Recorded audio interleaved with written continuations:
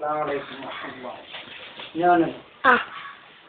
സുന്നത്ത് കുളി അറിയേണ്ടതാണ് കുളികളിൽ മുസ്നൂനി അറിയുന്നതിൽ ഫലമില്ലടോ ഗസ്ലാണ് ജുമാദിനം കുളിക്കുന്നതേറ്റം നല്ലതാ ഇതിരോമകൂപം സകലതിൽ കിടക്കുന്ന പാപം വലിച്ചൂരുന്ന ഒന്നാണെന്ന് തിരുമുസ്തഫ പറയുന്നതും അതുകൊണ്ട് അതറിയേണ്ടതാണ്.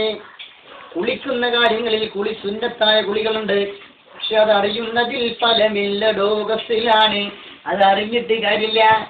കാരണം അത് അറിഞ്ഞിട്ടും ഗസ്ലാണ്, നിങ്ങൾക്ക് മടിയാണ്, നിങ്ങൾ കുളിക്കാത്ത ആളുകളാണെങ്കിലും പറയട്ടെ, ജുമാ ദിവസം ജുമാദിനം കുളിക്കുന്നതേറ്റം നല്ലതാ ഇതിരോമകൂപം സകലതിൽ കിടക്കുന്ന പാപം വലിച്ചൂരുന്ന ഒന്നാണെന്ന് തിരുമുസ്തഫ പറയുന്നതും അതുകൊണ്ട് പാപം രോമകൂപങ്ങളിലുള്ള സകല പാപങ്ങളും അത് ഈ കുളി കൊണ്ട് കുളിയുടെ ഫലം കൊണ്ട് വലിച്ചൂരുന്ന ഒന്നാണെന്ന് ബഹുമാനപ്പെട്ട പ്രവാചകൻ സല്ലല്ലാഹു അലൈഹി വസല്ലം നിങ്ങൾ നമ്മെ പഠിപ്പിച്ചു. കുളിക്കേണ്ടത് വാജിബാണെന്നുണ്ട്. ഫജ്റിന്റെ ശേഷം തന്നെ നീ കുളിക്കേണ്ടതാ. ഇനി അതല്ല ജുമാക്ക് മുമ്പ് കുളിക്കുന്നത് അത് വാജിബാണെന്നും കൗലുമുണ്ട്. അത് സുബഹി ബാങ്കിന്റെ ശേഷം ഫജ്ർ സാദിഖ് വെളിവായതിന്റെ ശേഷം അത് തന്നെ ഫജ്ർ സാദിഖ് വെളിവായതിന്റെ ശേഷം തന്നെ കുളിക്കണം. ആർക്ക് എന്നിട്ട് പറയുന്നു കുളി കാരണം പേടിയുണ്ട്. ആർക്ക് പേടിയുണ്ട്?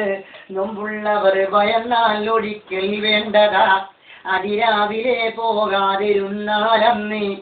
നോമ്പുള്ള ആളുകൾ കുളി കാരണം എന്റെ നോമ്പ് നഷ്ടപ്പെടുമോ? പണ്ഡിതന്മാർ ഈ കുളി കാരണം എന്റെ നോമ്പെങ്ങാനും ഫസാദായി പോകുമോ? എന്റെ തുറസായ സ്ഥലങ്ങളിലൂടെ വെള്ളമെങ്ങാനും കയറിക്കഴിഞ്ഞാൽ എന്റെ നോമ്പ് ഫസാദായി പോകുമെന്ന് പേടിയുണ്ടെങ്കിൽ അവർക്ക് കുളിക്കേണ്ട. അതാണ്. പിന്നെയോ അതിരാവിലെ പോകാതിരുന്നാലെന്ന്.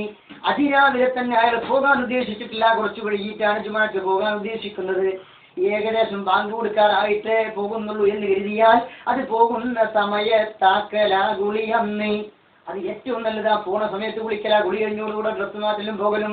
പിന്നെയോ വിദ്യാർത്ഥികൾക്ക് അവർ സ്കൂളിലേക്ക് പോകാൻ, അവർ മദ്രസയിലേക്ക് മറ്റുള്ള സ്ഥാപനങ്ങളിലേക്ക് പഠിക്കാൻ വേണ്ടി പോകുന്ന, അബാക്കസ് പഠിക്കാൻ വേണ്ടി പോകുന്ന ആളുകൾ പോലും അവർക്ക് കുളിക്കണം. വിദ്യാർത്ഥികൾക്കും പോകുവാൻ കുളി നന്ന. അതുപോലെ തന്നെ അധ്യാപകർക്കും സുന്ന. മദ്രസയിൽ സ്കൂളിലേക്ക് മാഷന്മാർ വരുമ്പോഴും കുളിച്ചു സ്കൂളിലേക്ക് വരുന്ന സുന്നത്താണ്. പ്രസംഗ സദസ്സിൽ പോകുവാനും പിന്നെ ഹൈറായ സദസ്സല്ലാത്തതിനും കുളി പൊന്നെ. പ്രസംഗിക്കാൻ പോകുമ്പോഴും സ്കൂൾ പഠിപ്പിക്കാൻ പോകുമ്പോഴും ഇനി അതൊന്നല്ല. ഓൻ ഹൈറായ കാര്യത്തിനൊന്നല്ല പോകുന്നത്, വളരെ മോശമായ കാര്യത്തിനാ പോണത്. പോണതൊക്കെ ഹറാമിന, പക്ഷെ കുളിച്ചിട്ട് പോകലും നല്ലതാണ് എന്നാണ് കിതാബിന്റെ രേഖകൾ പറയുന്നത്. പിന്നെയോ ഇതുപോലെ തന്നെ ഈ ആലത്തിൽ പറയുന്നു, പേജ് 70 നീ നോക്കടായെടുത്തൊന്ന്. മയ്യത്തിനെ കുളിപ്പിച്ചവർക്കും സുന്ന. ഇമാമിനൊരു ഖൗലു വുജൂബാണെന്ന്. അതായത് മയ്യത്തിനെ കുളിപ്പിച്ചവർക്ക് സുന്നത്താണ് കുളി. മയ്യത്തിനെ കുളിപ്പിക്കാൻ നേതൃത്വം നൽകിയ ആള്, അതിന്റെ കുളിയണ്ട്, അതിന്റെ ഇമാമിനൊരു ഖൗലു വുജൂബാണെന്ന്. ഇമാമിന് കുളിക്കൽ വുജൂബാണെന്ന് ഒരു ഖൗലുണ്ട്.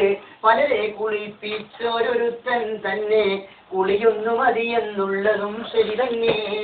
അതായത് സുനാമിണ്ടായി, അല്ലെങ്കിൽ വെള്ളപ്പൊക്കം ഉണ്ടായി, ഭൂമി കുലുക്കുണ്ടായി, ആയിരക്കണക്കിന് ആളുകൾ സുനാമി ഉണ്ടായിട്ട് 2,90,000 ആളുകൾ ഔദ്യോഗിക കണക്ക് പ്രകാരം മരണപ്പെട്ടു. അപ്പൊ അതിലപ്പുറം ആളുകൾ മരിച്ചിട്ടുണ്ട്. അപ്പൊ ഒരുപാട് ആളുകൾ ഒരു നാട്ടിൽ മരിച്ചിട്ടുണ്ടെങ്കിൽ അവരെയൊക്കെ കുളിപ്പിക്കുന്നത് ഈ മാഷാണ്, ഈ കുളിയണ്ട്, ഈ നേതാവാണെങ്കിൽ എല്ലാവരെ കുളിപ്പിച്ചാലും ഒരൊറ്റ കുളിയൊക്കെ കുളിച്ചാൽ മതി.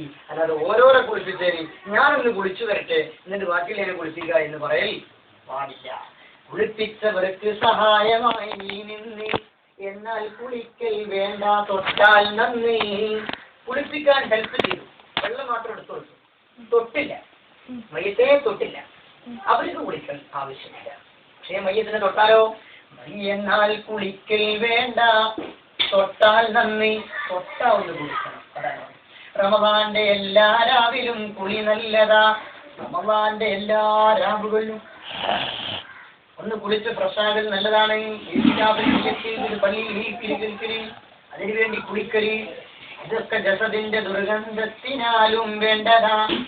യാത്ര പോയി വളരെ ക്ഷീണിച്ച് ഒരു വേറത്തിന്റെ മണം, വേഗം പോയി കുളിക്കണം, അത് സുന്നത്താണ്. പിന്നെ ബോധം തെളിഞ്ഞാൽ വേണ്ടതാ മജ്നൂനും ശാന്തനാണ്. നിങ്ങൾ വെള്ളടിച്ചു 6 ബോധക്ഷേത്രത്തിലാണ്, അത് മുൻകിടക്കുക, ബോധം വന്നു ഒന്ന് പോയി കുളിക്കൽ അത് നല്ലതാണ്. അതുപോലെ തന്നെ പെരുന്നാക്കി വിളിക്കല്ലേ, ഈ പൗരുള്ളക്കാരിയാണത്. എനിക്കെന്താ പറയണത്, ബോധം തെളിഞ്ഞാൽ വേണ്ടതാ മജ്നൂനും അതുപോലെ തന്നെ കുടി സക്റാനിലും. സക്റാനി വെള്ളടിച്ചിട്ടാണോ ബോധം കുളിച്ചത്? കുളിക്കൽ എന്നിട്ടോ പെരുന്നാൾ ദിനം കുളിക്കുന്നതും വേണ്ടുന്നതാ, അതിനുള്ള സമയം മുഴുവനും അറിയേണ്ടതാ. രാവിന്റെ പകുതി തുടങ്ങി സൂര്യാസ്തമയമാ, ഫജ്റിന്റെ പിറകെ കുളിക്കലേറ്റം മെച്ചമാ.